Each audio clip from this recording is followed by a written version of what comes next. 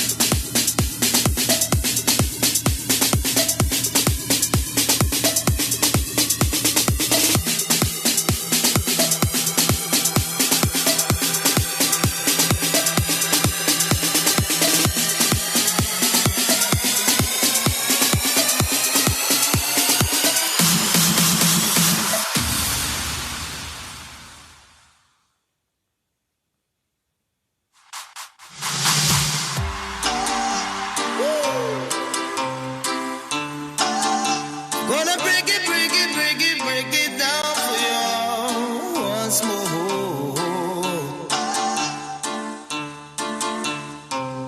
When the sun goes down and your eyes cannot see.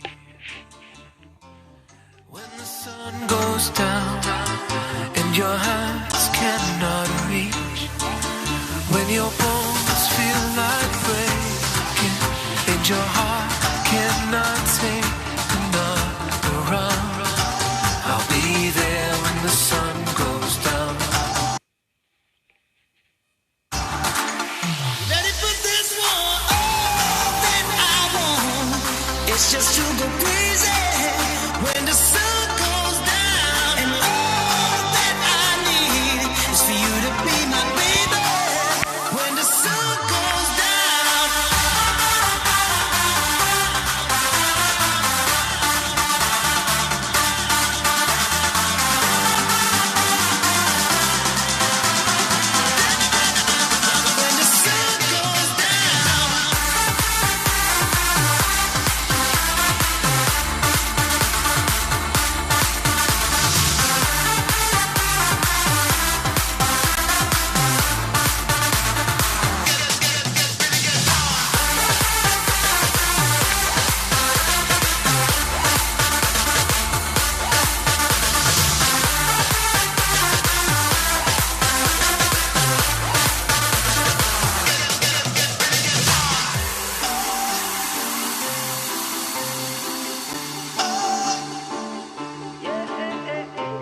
When the sun goes down, we'll be dancing in the dark.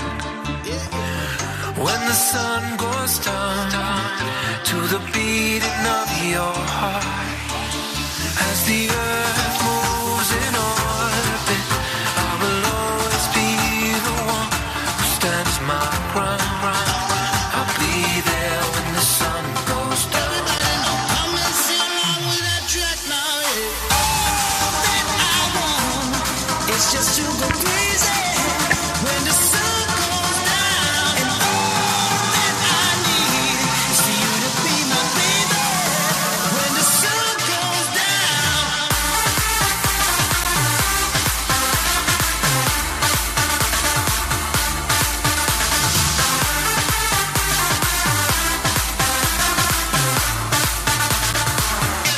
Come on. All that I want is just to go crazy when the sun goes down. And all that I need is for you to be my baby when the sun goes down. When the sun goes down. When the sun goes down. When the sun goes down. I see you around.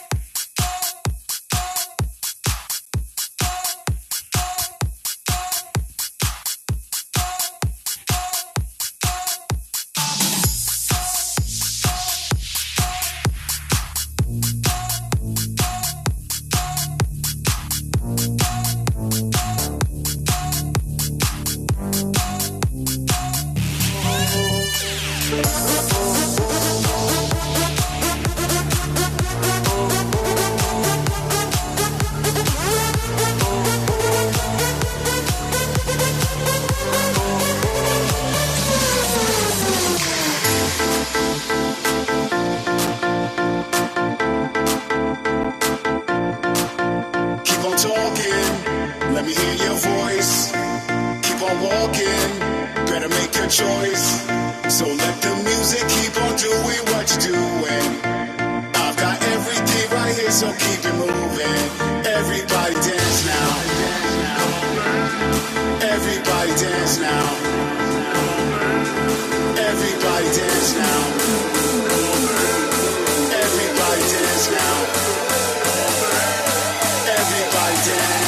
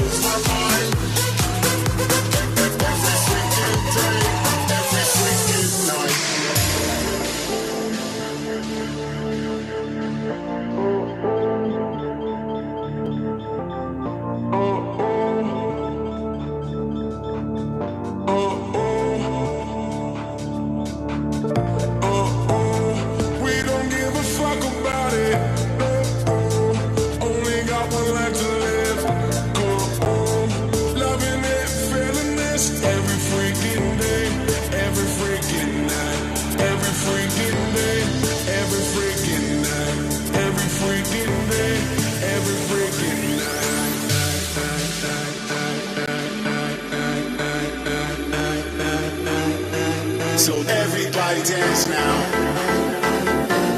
Everybody dance now. Everybody dance now. Everybody dance now. So let the music keep on doing what you're doing. I've got everything right here, so keep it moving. Everybody dance.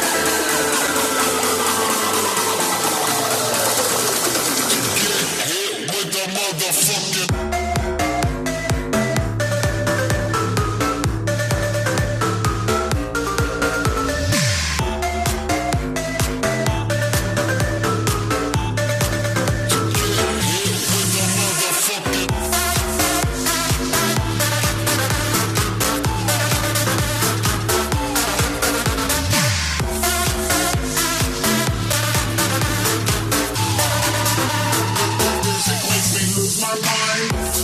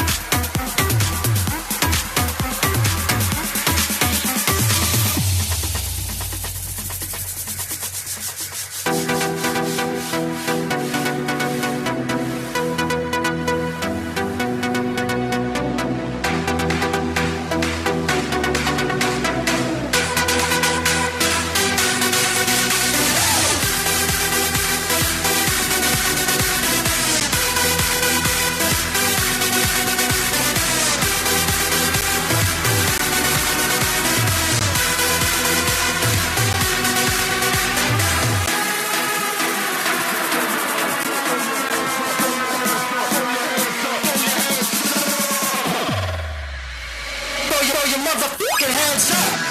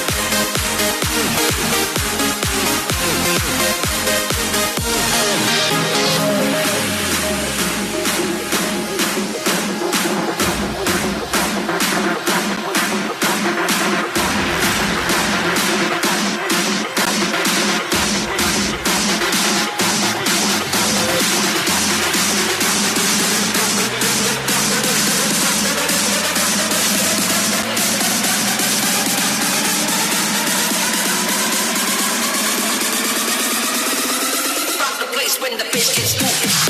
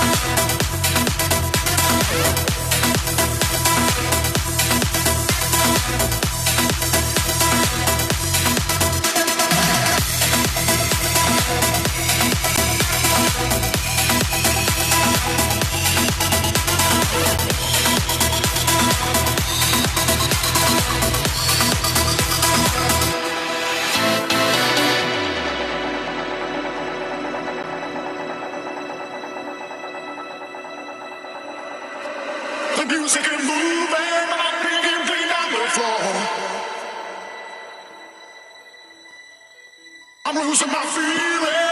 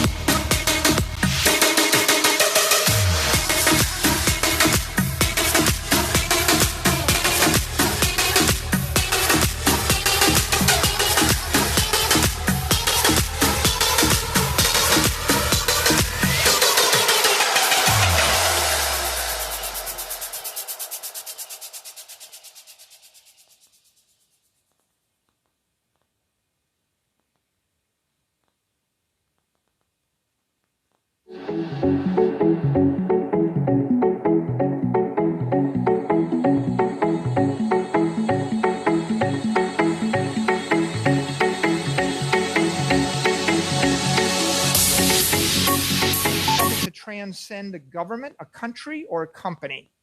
Not everything needs to. By the way, I love Binance as a digital exchange, and I don't need it to transcend UCZ or transcend. I think it's fine the way it is. I mean, if I wanted to give all my money to my great grandchildren, I'm more likely to do it in Bitcoin than leave it on the Binance exchange. And you could figure out why, right? But at the same time, I think that the world needs to have a mixture of cryptos, a mixture of digital assets. There's a place for all these things, and I think that the real key is when you're playing God in cyberspace, you kind of got to get the genetic DNA protocol just right then you release it, and then you let it grow and it fills its ecosystem. And what we've got is the Cambrian explosion of crypto life forms, and some are going to live and some are not going to live. And the market is like this Darwinian natural selection process, right? And we'll see what happens. It's fascinating. Yeah, survival of the fittest. I think so. Absolutely. Yeah, I share almost the identical view as Michael on this topic. I mean, there are many. Bitcoin is the most decentralized base platform. It's the king of all the other cryptocurrencies. There are other innovations which many people are doing in this ecosystem, and which we are participating. And and it's good to have this ecosystem of life forms here, but. The majority of them will not stay forever, but the 1% will grow to be much bigger. So I share that view very, very strongly. Fantastic. Yeah. Go ahead. So I was just going to draw this section to a close, and we're going to move into what we're calling the quick-fire questions. Some are crypto-related, some have absolutely nothing to do with crypto. So I hope you've prepared yourselves. We're going to ask some hard talk here. Nothing too spicy or controversial, so don't be scared. But we will be asking some good questions. Susie, I'm going to start with you.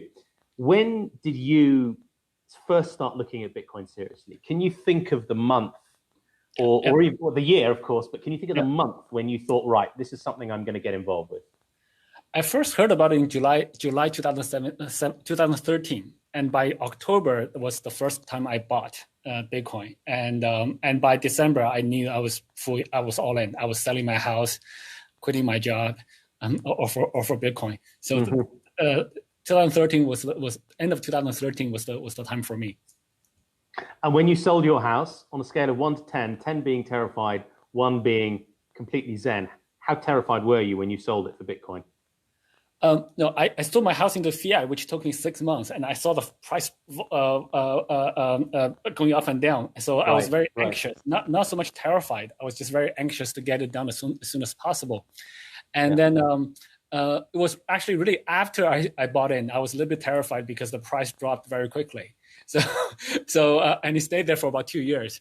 So I bought in around 600, dropped to about 200, stayed there for quite a while, for like a year and a half. So it was a little bit mentally stressful, but my lifestyle didn't get impacted that much. I live a pretty simple lifestyle even today. So so that wasn't. It was a little bit mentally stressful, but wasn't that bad. Brilliant. And Michael, for you, when you decided to go all in on Bitcoin, can you pinpoint maybe the month and the year when this happened, and then you thought, right, I'm going to become this champion of this digital asset? April this year. March was a wake-up call. You know, April was a quest for the truth. You know, to rethink everything that I believed about macroeconomics and investment and the world. And by the end of April, you know, as we moved into May, it was pretty clear to me that this was the future. Mm-hmm. And how did you get there? When you say the quest for truth, were you speaking to people? Were you reading? What was that process like? Yeah. You know, you can learn anything on YouTube. It was on the internet and YouTube. It was a lot of watching YouTube videos, you know, by all the great Andreas, and I watched the Peter Schiff, Eric Voorhees debates, and I watched Palm's videos, and then I spent a lot of time scrolling around Binance Academy, and then I read all the papers by Parker Lewis and DJ Boyapati, and then I read the Bitcoin Standard by Saifedean. I listened to more podcasts than probably one should, and after I made it through all of that stuff, and then I started browsing a little crypto Twitter, then I came to a conclusion. Yeah, so Michael, I remember like the 1 year in, like half a year, 1 year in for me was also my most vocal. People think I'm vocal now, but I was much more vocal back then, like promoting Bitcoin. I really loved that. But I think Michael also has a personality where once he understood Bitcoin, once he got into it, he wrapped his head around it very tightly, and then he's pushing really, really hard. I remember that stage for me as well. I still do today, but not as aggressively. But yeah, those are very fun times. Yeah. Awesome. Okay, second question. CZ, who do you admire? I admire a lot of people, actually. I just read Michael Saylor's book on the mobile wave. And when I was reading so I was just reading this a couple of days ago, I was like, wow, that's, that reads more like a documentary now. But at the time it was written, none of the things in the book actually happened. So I think so. So I do read it. I do listen quite a lot these days for books. So I respect a lot of the authors, a lot of the entrepreneurs. I think Elon Musk's probably somebody I really admire as well. He's like, he has true audacity and hardcore push. So yeah, there are other guys. There's a lot of guys. So I don't really have a particular one. Yeah. Great. Okay. Same question to you, Michael. John D. Rockefeller. I think you should. I would recommend anybody read Titan. Read the history of Rockefeller. I mean, he lived to 99 3/4, and he kind of wrote the book on creating an energy network. I mean, the beauty of Bitcoin is the first great crypto monetary network in the history of the world, and it's a profound achievement because it's going to decrease the cost of moving money by a factor of 1,000 or something. It's an elemental force. What Standard Oil was imposing a standard way to extract energy and deliver it all through the world. And they reduced the cost of energy by a factor of 1,000, and it was critical to the 20th century. And so everything you can do in business and everything you should be thinking about as an engineer in order to change the world with technology, Rockefeller struggled with those things and succeeded. And it's just an extraordinary story if you look at what they did, the impact on the world, and then what he did with that money. Brilliant. Okay. What do you like to do, CZ, when you're not working? I actually just swim a little bit and then just listen to books. And I do socialize with colleagues as well. Yeah. Brilliant. Okay, Michael, how about you? I spend time on the water. I like to go yachting, move around. I find water. I proceed to the watery part of the world, and I find beautiful places. That sounds absolutely lovely. Good, especially good having a boat during these COVID times, so you can escape the lockdown. Right. Okay, guys. So we're going to move into the third section of today's fireside. The community. We have so many questions, and I have no idea how we're going to cover all of them, but we will do our absolute best to cover as many as we can. So please do bear with us, and thank you for sending all of the questions so far. So I'm going to bring some up here. So a question from Philos Hippos. Nice name. Thanks for joining us, Philos. Does a store of value like Bitcoin necessarily have to be decentralized? What if government comes up with a centralized fixed USD, Euro, or CNY token? Would this be a threat to Bitcoin? Interesting. Do you want to take that, Michael? Sure. I mean, I think that the whole point is if you want to store a value, it needs to transcend any company and any government so that no individual can change the rules and inflate it away. So I don't see anything issued by a company or issued by a government to be competitive. For it to be truly property in cyberspace, it has to be owned by no one, controllable by no one, so that no one, even with a gun to their head, could change the consensus. As long as any one person, group, company, or government has any control or power over it, it's not an elemental force in cyberspace. Mm-hmm. It's not. Nobody can force you to change the laws of gravity and the laws of thermodynamics. If you step off a cliff, you're going to die. It doesn't matter whether you run a country, you're the richest man in the world, you're going to die. And so for this to be a store of value, it needs to be a store of energy. Store of energy means respect the laws of thermodynamics. You can't allow any company, any government to meddle with the laws of thermodynamics. And hence, it's got to be decentralized. It's got to be outside the control of any human being for it to be thermodynamically and mathematically sound. Yeah. And also, like when you depend on a central party, either a bank or a government or the guys who are in that institution changes over time, and the guys who have power wants more power, and their power and influence, their power will grow over time. They'll have control over it, and they will change the rules. So only something that's mathematically insured and physically insured is going to be a true store of value. So I don't think that that can be issued by a single entity. Makes sense. Okay. So we've got a question here from Alex. Hi, Alex. Do you think the DeFi space will challenge traditional finance over the next 5 years? And that's for you, CZ. Yeah, absolutely. I think they will. I think we've only just seen the tip of the iceberg. Probably, I think there's going to be a lot more innovation in the DeFi space. And today, none of them are super big. To be honest, they've grown quite a lot in the last year. But I think we're just kind of looking at the tip of the iceberg right now. So I think Binance.com, the centralized exchange, could be very well challenged as well. But before that is truly challenged, a lot of the traditional businesses or financial institutions will be challenged a little bit more. So we'll see what happens. But I fully think that the future is decentralized, and we also have multiple experiments in that realm, and hopefully a few of them will be successful. Brilliant. So question from Wilfred Michael. Hi, Michael. Can you tell us if other tech CEOs have contacted you since you started investing in Bitcoin? I do hear from a lot of interesting CEOs and high net worth individuals, and they all want to understand what's going on. It's really raised the awareness of Bitcoin quite a bit by this action.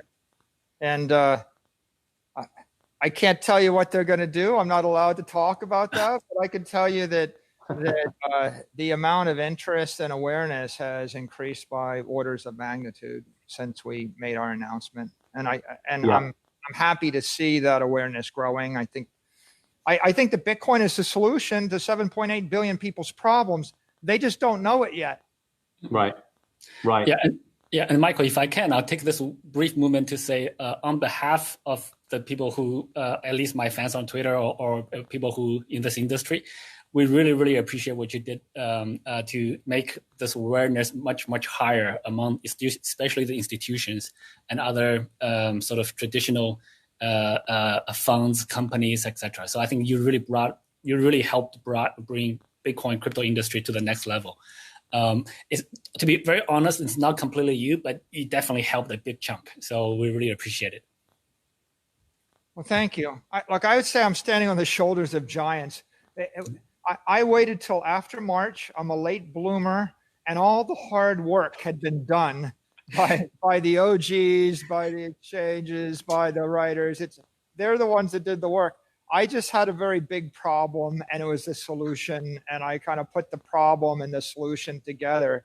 I think that deciding to get in this business after March of this year is pretty much the most straightforward decision. We just happened to be the first, year one of making a straightforward decision. Deciding to get into this business before March of this year, I would say, is visionary and courageous. Michael, I think in 5 years, people will say the same thing 5 years later. So, yeah. Okay. Another question coming in from Murphy Alex, or Alex Murphy. Sorry if I'm butchering your name. Whales and sharks dominate the Bitcoin market. So is there a place for a small trader like me? CZ, what do you think? I think, well, basically, in any trading market, there are the larger funds do have somewhat advantages, just as in life. So they are able to invest in better tools. They're able to hire larger teams. They have more sophisticated strategies, etc. I think as far as active trading goes, I think we do want to ask yourself if you are a good active trader. If you're a good active trader, then yes, you can continue to trade. If you're not a good active trader, I actually don't recommend people to become day traders just because they're now entering into crypto. That doesn't make sense. If you're not an active trader in the traditional financial space, you should not suddenly become an active trader in the crypto space. And if this is something that you want to learn in the crypto space, use very small portions of your funds to do that. So don't risk very large amounts. So I usually advise people not to become active traders. But I encourage people a lot more what Michael is doing, which is buy and hold long term. If you buy and hold long term, it's a much, much easier thing to handle. So that would be my advice for anyone who's asking this type of questions. Yes, the larger institutional guys do have a lot of tools that you may or may not have, and trading is not for everyone. But asset fund management portfolio management is for everyone. Everyone has to do it. You have to manage your financials. So learn about that. That does not mean active trading. That usually means buy and hold. Makes sense. Okay. Michael, we've got a question here from the Bakery Swap team, and they want to know what your thoughts are around corporate investments that don't include Bitcoin as a way to protect capital in the long term. So I think they're getting here at, are there any DeFi assets or crypto tokens that are of a more DeFi nature that could at some point in the future be part of the thinking around diversifying corporate assets and treasury assets? I think the most important thing we can do to attract corporate assets is to provide them with a safe haven, long duration, extremely simple, understandable value proposition. So Bitcoin is going to be the gateway to bring any corporate treasury into the crypto industry. If you're a corporation, you're going to want to see something that has not changed, ideally for a decade. If not 5 years, if you introduce something and 5 years later it's exactly the same and doing exactly the same thing, then people start to think I can put a lot of weight on that. So I think you're building the foundation from there. And the right way to think about it is get the corporations to buy Bitcoin, and then once they bought Bitcoin, they're going to look at other alternatives or other options as the industry grows. And if they find something that suits their needs, they may pursue it. But I think that the killer application for corporations is store of value. And store of value just means I just want to take my treasury and not lose purchasing power. I think that most companies, corporate treasuries, they're not looking for functionality in the form of smart contracts. They're not looking for privacy, right? Corporations can't have privacy. It's all, especially a public company by definition. So they're not looking for functionality. They're not looking for DeFi. They're not looking for privacy. What they're looking for is store of value. And what you're competing against is short duration sovereign debt. They're either holding cash or sovereign debt. They're not even going to hold gold, by the way, right? Most companies won't buy gold. So, your lift is you have to convince corporations that rather than hold a 5-year debt instrument from the US government or the EU, they should hold a crypto asset. And they're going to want the safest, most widely adopted crypto asset. And if 100 other billion-dollar institutions own that asset, they will consider it as a potential allocation, right? But that's where we are in this life cycle. We need to just keep working that. That'll be going on for 5 years, 10 years, probably. Brilliant. Okay. Final question for you, Michael. You've got some interesting developments, we understand, around an initiative based on Bitcoin's security and integrity. Is that something you'd like to tell us about today? Look, I think that it's really important that we focus upon making large institutions comfortable that Bitcoin is the most secure, safe haven, long duration asset. One thing they love to see is that the industry is doing everything it can to avoid introducing bugs into Bitcoin and to protect it against hacker attacks or the like. And so security is very close to my heart. MIT DCI, I think, is a great organization. They've done really great work on Bitcoin Core, and they're spinning up a security initiative, and I'm working actively to support that security initiative right now. And I think you'll hear more things on that subject as we go into January, I suspect. Very interesting. Very, very interesting. We will keep our eyes peeled. I think you're on mute there, CZ, by the way. Okay, interesting. Very interesting. Very interesting. Okay. We are all ears and all eyes, so we look forward to hearing more. Very good. Well, CZ, Michael, we've drawn to the end of today's fireside session. Thank you so much to you both for joining us. It's been a real pleasure kicking off the first of many upcoming Binance Fireside Chats. We hope to have you both back very, very soon. And we want to continue the conversation. We've only covered probably half of the ground that we wanted to cover today, but we've had a really fantastic time doing it. So thanks to you both. Thanks to the community for joining us along this ride. And if you have any questions that we weren't able to cover with either CZ or Michael, do tweet them. They are active on Twitter at all hours of the day. So do feel free to tweet them after the show if you've got any follow-ups. But thank you very much again, chaps.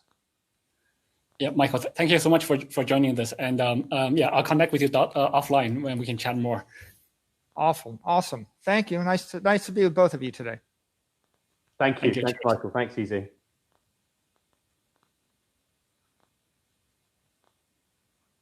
Good morning and good afternoon to you all. Thank you for joining us for what we hope is the first of many Binance Fireside Chats. I'm your host, Josh Goodbody. And what better way for us to kick off this series than by having two esteemed titans of the crypto industry, Michael Saylor, the CEO of MicroStrategy, and our very own CZ, founder and CEO of Binance. Michael, CZ, welcome to you both. Yep, glad to be here. And Michael, thanks for joining the show. Very exciting. Great stuff. So, guys, today we're going to start with a few hot topics. Then we're going to move off-piste into some quick-fire questions. And then we're going to finish up with some live Q&A. Does that sound all right? Yep. Awesome. Excellent. Okay. So Bitcoin. Everyone's talking about it. It's the hot topic of the year, if not every single conversation right now in Wall Street and Main Street. CZ, you've been known to encourage people to slap themselves for selling their Bitcoin. Very brave, may I say. And Michael, you're quite clearly practicing what you preach at MicroStrategy. Michael, why are you so bullish on Bitcoin? Tell us a little bit about how you got here and where your current head is at with respect to Bitcoin. I didn't pay much attention to the crypto industry until March of this year. And in March of this year, we had a K-shaped recovery. So I think that the major macroeconomic event is the expansion of the M2 money supply. We had a money supply expanding by about 5.5% a year for a decade. Mm-hmm. And starting this year, it leaped forward by about 24%. And looking forward, it looks like it's going to expand by 15% every year for the next 5 years. So another way to say that is the cost of capital just tripled. And if you're not beating the expansion of the money supply with your returns and investment, you can't preserve wealth. You can't store value. So when the cost of capital tripled, what that meant was a bond that's not yielding more than 15% is losing value. And it meant that a stock that's not growing its EPS faster than 15% annually is losing value. And it meant that real estate that can't grow its rents by faster than 15% is losing value.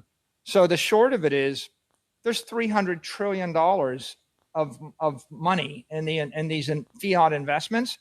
They're all going to be cut in half over the next 3 to 5 years. They're all, in essence, everyone's going to lose half their wealth if they don't find a solution to the problem. So why am I interested in Bitcoin and the crypto industry in general? It's because there's a mad scramble to find a store of value. We know that cash won't work, and we know that bonds, real estate, and stock are fiat instruments, and they're all going to be debased at the rate of expansion of the money supply. And so what are you going to do? You search through gold, you consider silver, you consider commodities, you consider buying a portfolio of rare art, and eventually you settle upon the idea of perfectly engineered digital gold, something that is superior to gold in all respects, none of the liabilities of gold, all of the good attributes of gold, and that's 21 million gold coins called Bitcoin sitting in cyberspace. Right. And so once you found that, you think, well, this is the ultimate safe haven asset and store of value for every investor on earth. And by the way, it's the solution to 7.8 billion people's problem on earth, because everybody on the planet has a currency that's collapsing. The only difference is in America and Europe, it's collapsing at 10 to 15% a year, and everywhere else it's collapsing faster. So how can you not get enthusiastic about that? Yeah, fair point. I think, CZ, you've been really, banging that drum and talking to those themes around currencies devaluing for a long, long time. You've been in these crypto trenches since the very early days. How does it feel for you now to see companies like MicroStrategy and people like Michael Saylor saying these things publicly and being champions? Do you feel relieved? Do you feel vindicated? Well, I just feel it's great to meet people that are taking public companies into crypto now. Actually, I think Michael Saylor is definitely one of the early adopters from a public company perspective. So before, I was always more talking on individual basis. Much easier to invest individually. So seeing the taking action to take publicly listed company, allocating a % of that treasury and publicly doing into Bitcoin is really, really refreshing. I didn't know how long it would take. I thought it would take a long time. So seeing pioneers like Michael doing this now, I think this is gonna start a whole new trend, and something that I actually didn't expect before. But for all the reasons that Michael said, all those reasons were there before. But this year definitely kicked that into like high gear and supercharged it. So I think now. But having all the sort of crypto OGs talking about it on crypto Twitter in smaller groups is that's one level of impact. Like we usually say we're just talking among ourselves because we're just trying to convince each other, which are already convinced. But now we're seeing this new wave come in, which is really, really refreshing. And also Michael is also a very articulate person. I follow your tweets. Your tweets are always worded really, really well, and it has resonance. So I think just having Michael sort of being the first public company to do this and also being very vocal about it is really, really refreshing. And I'm just super happy for more and more people like Michael to join this industry. Awesome. And Michael, do you think we're getting to this point that it actually starts to become a conversation within treasury functions in not just publicly listed companies, but other companies, whereby you're almost not doing your job by considering Bitcoin as a store of value for your treasury function. You're almost remiss for not looking at this in more detail. At what point do you think we're going to be getting there? Or are we actually already there and these conversations are happening in more and more treasury functions? I think that March of this year was the inflection point. If you had asked me what did I think about Bitcoin and would our treasury invest in Bitcoin in February, I would have said, what is Bitcoin? Or I think I read about it, but I'm not paying attention to it. And if I'd walked into my boardroom and said we should do it, they would have thought I'd gone crazy. And by the way, I didn't know about it. I wouldn't have done it. I wouldn't have been allowed to do it. And I wouldn't have had a good reason to do it. And then I think in March, we kind of got hit in the head with a 2x4. It was a wake-up call. And again, the rate of asset inflation tripled or quadrupled or quintupled. And so you could, all of a sudden, the entire industry shifted. Every rational investor in the world today knows inflation is coming. They know there's a problem.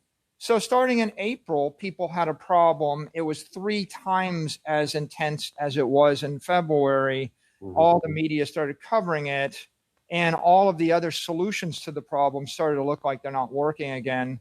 So if you think about how fast institutions move, you know, it takes, if you're wicked fast, in 3 months you're working on it, in 6 months you've done something, and otherwise it's quarter by quarter by quarter. And so I think. You know, we did it. You saw Square do it, and there's been a parade of 100 institutional positive milestones that happened since March, and each one of those is building a tapestry of momentum, and it's making it easier for the next company. I think it's a no-brainer that private companies. I see a lot of private companies working on it, but I also hear institutions, pension funds, and unions and endowments and things like that are starting to move. And I also think public companies will do it. I think the hardest hurdle is for public companies to do it, because there's interlocking regulatory and governance and accounting and strategic issues and communications issues, which are really tricky to work through. But I think that you know, the hedge funds, the Paul Tudor Jones, Stanley Druckenmiller, Bill Miller, all of those, they can move faster, and they typically want to front run the bigger players. And then you have the lumbering institutions. And of course, the private companies and high net worth individuals and family offices, they've got the same problem, and they can move faster, and they don't have to put out a press release saying what they did and why they did it and justify it. Yeah, absolutely. So what's really clear is that you're both super passionate about growing this industry. CZ, 2020 has been a really, really good year for Binance. How do you plan to continue this growth and kind of try and foster a 10 timesing of this economy that we're in? What are your thoughts around that? So my thoughts on this industry is actually quite simple. I think basically the industry has to grow for businesses in this industry to grow. But I'm very confident that the industry will grow. I think we're seeing before, when we talk about institutional participation, we're talking about institutional traders potentially like allocating some funds, trading Bitcoin or something. But now we're seeing institutional treasury come in. And I heard different versions of this rally. They were saying that there are just a few institutions allocating 1% of their treasury into Bitcoin, and that's causing this rally already. So just imagine like how much more demand there is once more of the treasury managers figure out that this is what they need to do. So from my perspective, I think this year, yeah, it has been pretty bad in almost every other instance, but it has been good for the crypto industry. That is really showing that the fundamentals of Bitcoin, fundamentals of cryptocurrencies, that it is limited supply, there's no inflation, it is a hedge against all these other macroeconomic changes. And I think for our goal is really just to keep our service up while while this industry is rallying. So we got to be able to handle the number of new users coming. We got to handle like peak traffic, peak volumes. Got to do our KYC, AML. All of those things most of those things don't scale very well because there's sometimes human components to them. Mm-hmm. So we're just trying to find out better ways to be able to service institutional participation as we define it now. Like treasuries come in, they will want to do due diligence on us, and how to service potentially microseller, MicroStrategy firms like this. So this is going to be our challenge going forward. I'm not worried about the industry. I'm very worried about the economy overall. But the crypto economy, the crypto industry will be very good. So I think Michael's really joining early, and in his own words, kind of front running the other late adopters. So I think that's a really smart strategy to adopt. Cool. So on that theme, Michael, of trying to 10 times this industry, let's think even bigger. Let's say 100 times this industry. What's your view on how we've got to get there? We were talking earlier around things like demonstrating to people how big the Bitcoin economy is. How do you quantify the Bitcoin community? Things like that, I think, are really important, and you've got some great ideas on that. So do you want to share with us how you think we can 10 times, 100 times elements of the Bitcoin economy? Well, I think that it starts by rotating from one narrative, which is, well, Bitcoin is a very interesting uncorrelated digital asset with high volatility, with high potential returns, and you can put 1% to 2% of your portfolio into it with or without leverage. But that's one. That was a narrative, and the speculative narrative was predominant before March. But that's not going to appeal to 99% of the investors or the money in the world. They want something different. They want Bitcoin is the ultimate synthetic long-term treasury reserve asset. It's an engineered safe haven asset, engineered to be superior to gold in all aspects of a bearer instrument that's a store of value. And if I go from one to the other, then I'm not talking about getting 1% of the money from 1% of the investors. I'm talking about getting 50% of the money from 100% of the investors. Okay, so what does that mean? Well, I mean, it means that the people that we want to appeal to are the people that put their money in gold because they don't trust fiat instruments. So there's $10 trillion there. So they'll be looking at, how does Bitcoin compare to gold? How does Bitcoin's volatility compare to gold? Returns compared to gold? Trading liquidity compared to gold? Etc. How many people hold Bitcoin versus people that hold gold? I think the second big, by the way, and that's $10 trillion, right? So that gets you a factor of 20 to 50 there. The second bucket is people with bonds, $17 trillion of negative yielding debt, $100 trillion of 0 to 3% yielding debt.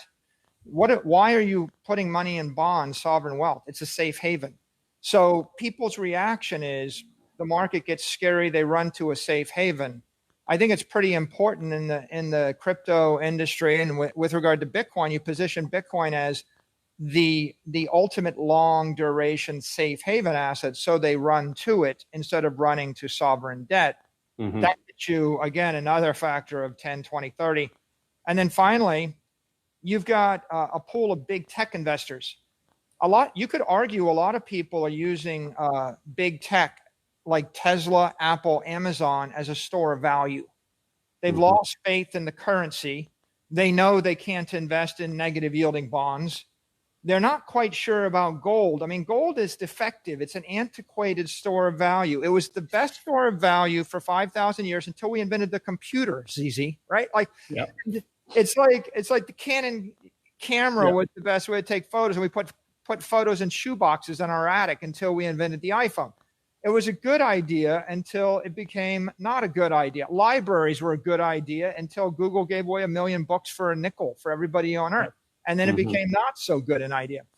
And so what you've got here is people running to these things, like they're running to big tech, they're running to gold, and I mean, I don't know why anybody would run to bonds, by the way, like sovereign debt yielding negative. I can't figure that one out, but they're all looking for a store of value. Add up those three, it's $150 trillion. Mm-hmm.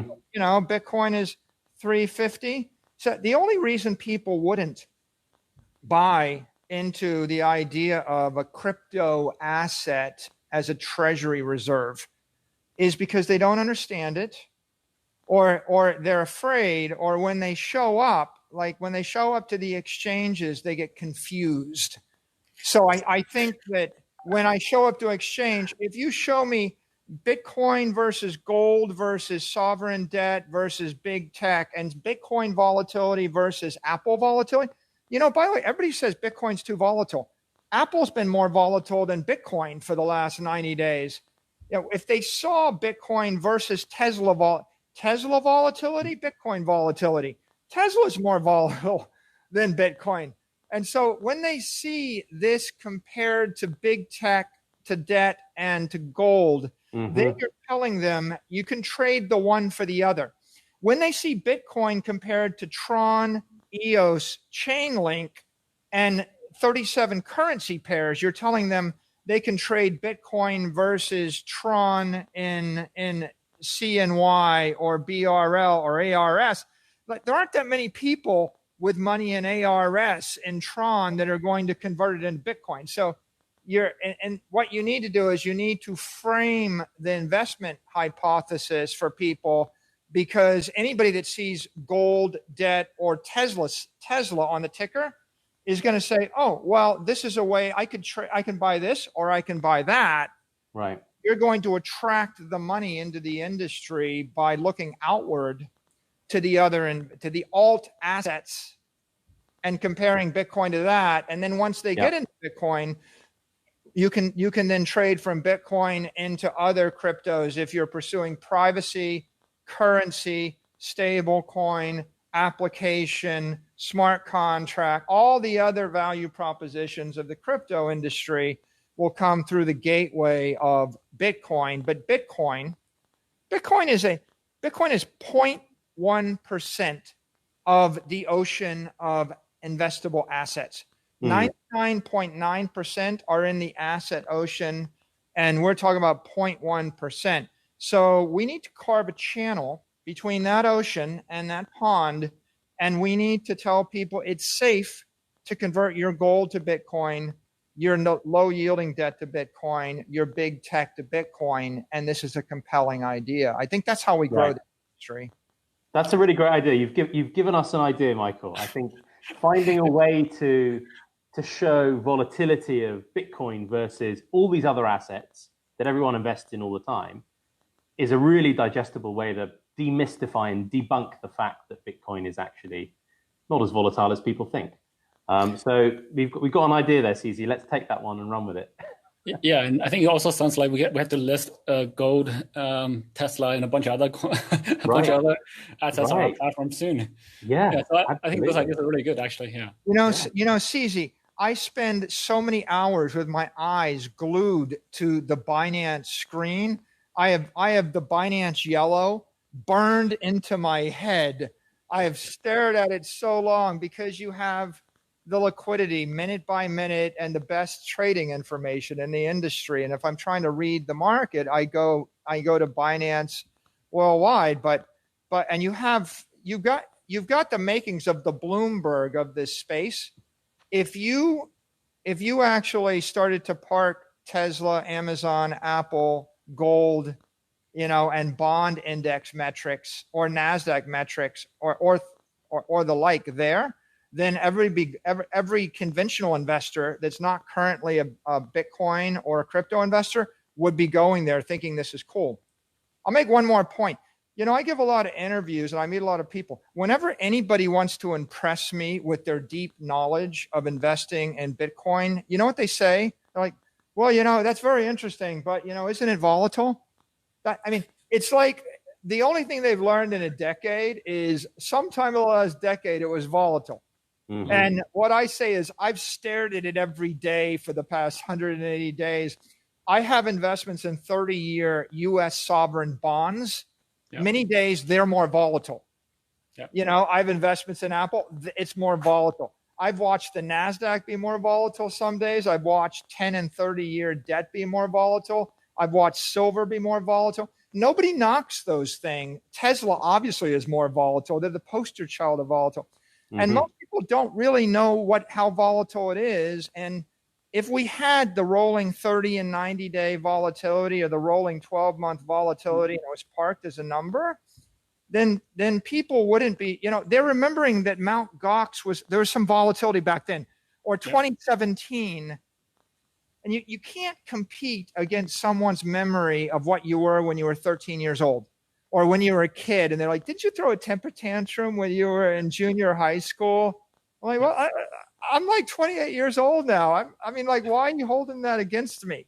And the answer is because we don't put it in front of their face. And if we could, if people were just saying, yeah, you know, Bitcoin is 82% as volatile as Apple this month, and we go, oh, wow.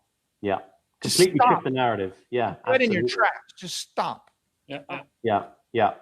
Well, so on picking up on one thing that you said there, Michael, gold.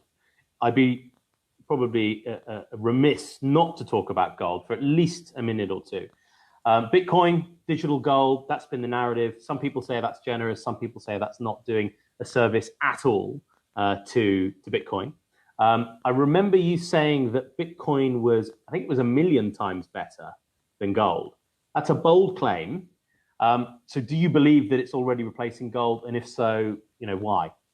It is 1 million times better than gold.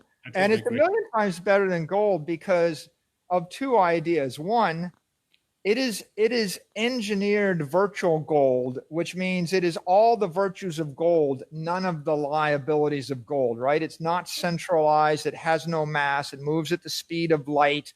It's absolutely capped. If God designed virtual gold in cyberspace, he would have designed Bitcoin. Okay. Yeah, absolutely. You know, people that know this know that God's name is Satoshi, right?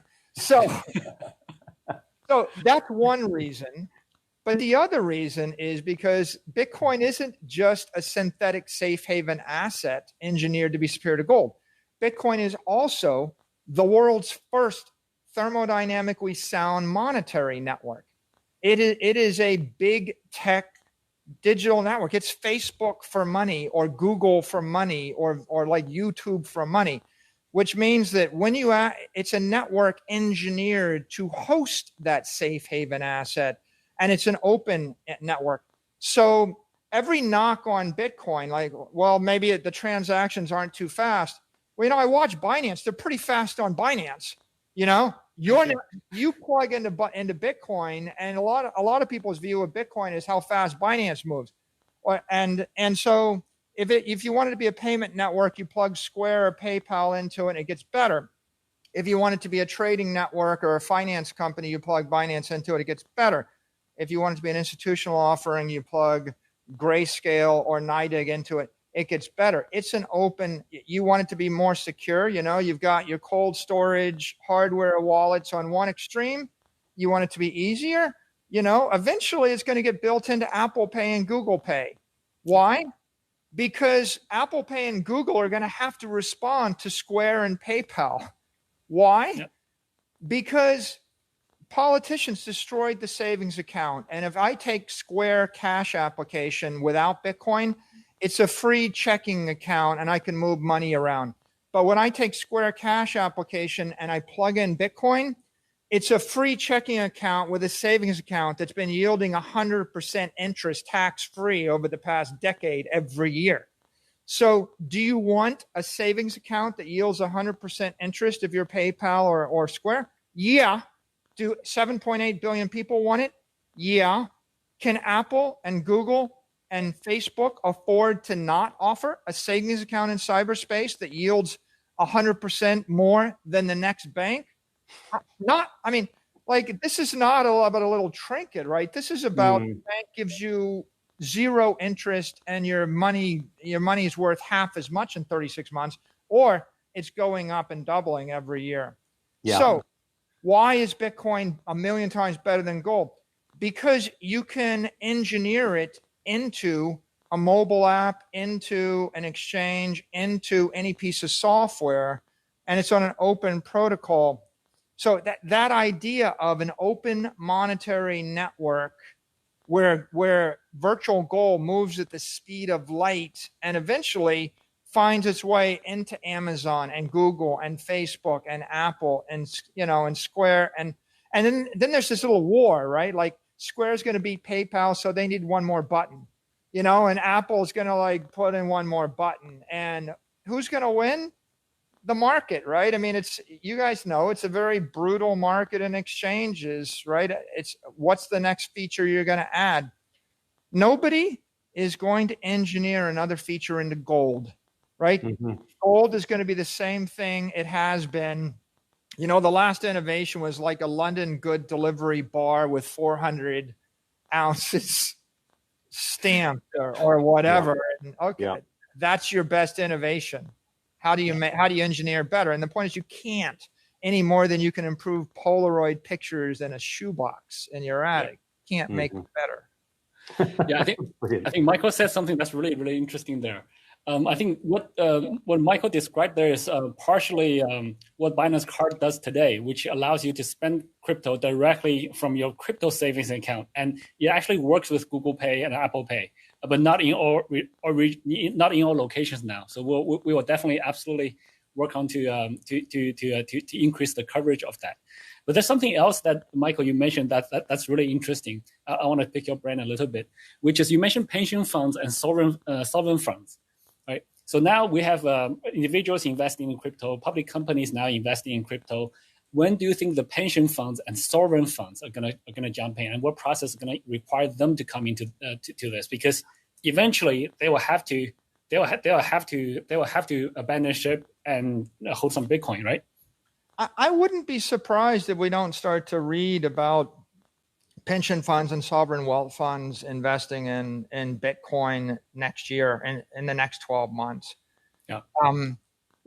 Look, this is God's gift, right? This is the perfect instrument for someone that needs long duration. So when I look at anything, I look out 100 years, CZ, and then I look out 30 years, I look out 10 years, you know, and if you need to leave wealth to your grandchildren in 30 years, how are you going to do it? And if you needed to leave it to your great grandchildren in 100 years, how are you going to do it?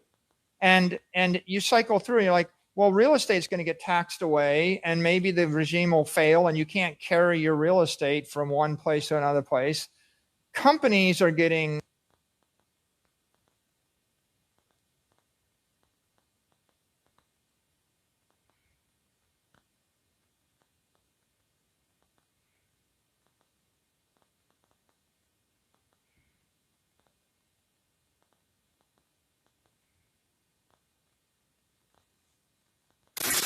Are you looking to dip your toes into crypto for the first time?